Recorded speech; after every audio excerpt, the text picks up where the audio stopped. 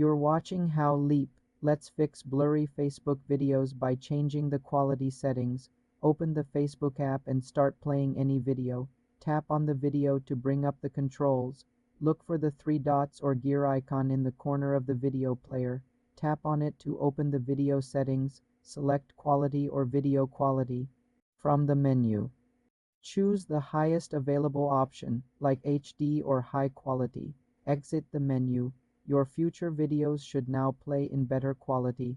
You're watching How Leap. Let's fix blurry Facebook videos by changing the quality settings. Open the Facebook app and start playing any video. Tap on the video to bring up the controls. Look for the three dots or gear icon in the corner of the video player.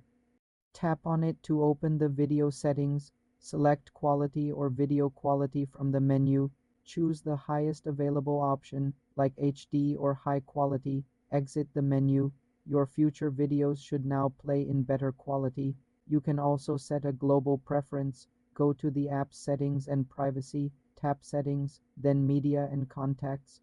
Tap video quality preferences and select always upload in HD for your own uploads. For more simple tech tutorials, subscribe to the channel.